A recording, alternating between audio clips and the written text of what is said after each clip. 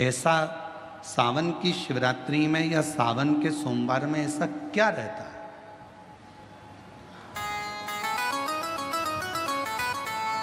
श्रावण की शिवरात्रि में, श्रावण के सोमवार में इतना महत्व क्या रहता है कि आप 12 महीने शिवरात्रि पर ऑनलाइन पूजन नहीं कराते, पर सावन के महीने की शिवरात्रि आई कि आप ऑनलाइन पूजन कराते और पूरा विश्व, देश, भारत देश ही नहीं पूरे विश्व में, विदेशों में भी लोग ऑनलाइन पूजन करते। आखिर क्या रहता है? मेरा मेरी जीजी से, मेरी बहन से निवेदन है, तुम दुनिया के साल भर में कितने भी व्रत कर लो, तुम कितने भी उपवास कर लो, तुम कितनी भी पूजन कर लो, तुम कितना भी अनुष्ठान कर लो, सारे व्रतों पर, सारे अनुष्ठानों पर, सारी पूजन पर सावन के महीने के जो सोमवार होते हैं, जो शिवरात्रि होती है, जो प्रदोष होती है, ये पूरे साल के व्रतों पर प्रबलता प्रदान करते हैं, बल देते रहते हैं। पर निवेदन है, सावन के सोमवार का व्रत करो, पर ऐसा व्रत मत करना कि तुम्हारे व्रत करने से परमात्मा को भी टेंशन हो जाए।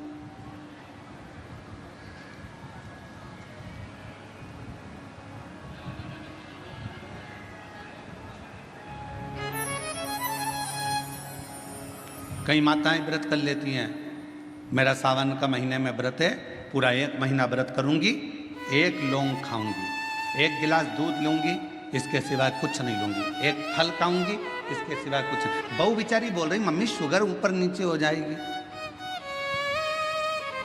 तुम्हारा बीपी ऊंचा नीचा हो जाएगा, तुम तो खाओ पियो।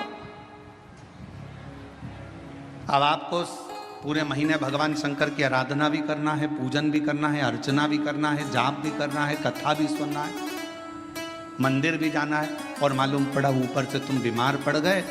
बीमार पड़ गए तो क्या मंदिर जा पाओगे? जम के तो बोलो, नहीं। आराधना कर पाओगे? बैठकर भजन कर पाओगे? कथा सुन पाओगे? नहीं।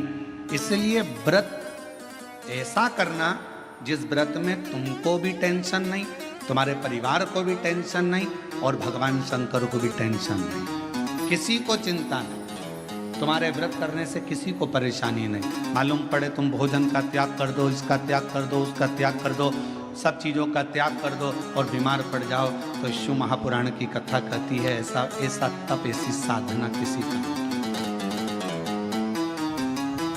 तुमरुका जी जब कथा कहने के लिए बैठे,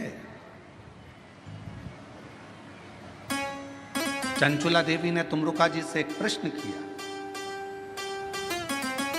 कि कथा सुनने का नियम क्या है? गीता प्रेस गोरखपुर की शिव महापुराण की कथा लेकर आना, उसमें पढ़ना शिव महापुराण कथा महत्तम।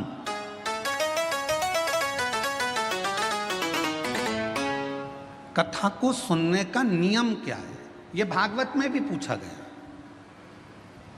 परीक्षित ने सुखदेव जी महाराज से पूछा था कथा सुनने का नियम क्या है। शिव पुराण में चंचुला देवी तुमरुका जी से पूछ रही हैं कि कथा सुनने का नियम क्या है,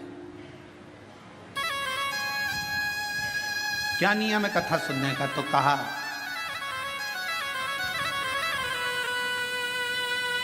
एक समय फलहार करो, शिव महापुराण की कथा को श्रवण करो,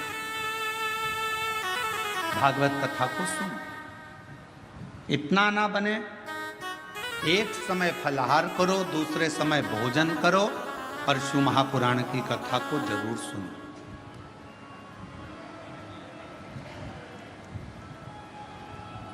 और इतने में भी काम ना चले तो शिव महापुराण की कथा में तुमरुका जी ने चंचुला देवी से कहा, दोनों समय भोजन करो, पर शिव महापुराण की कथा जम के बोलो, सुनो नहीं, जरूर सुनो।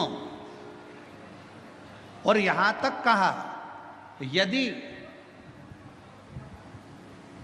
इतने में भी काम ना चले, दोनों समय भोजन में भी काम ना चले, तो टिफिन लेके कथा में चलो, पर शिव महापुराण की कथा जरूर सुनो। जैसे मां आदि शक्ति मां भवानी के शरीर के तेज प्रकाश जल से बेलपत्र का पौधा होता है। बेलपत्र का बेलपत्र का पौधा माता पार्वती जी के द्वारा प्रकट किया गया। बेलपत्र के वृक्ष की गणना करी गई। बेलपत्र के वृक्ष की जो जड़ होती है उसमें मां गौरी का स्थान होता है।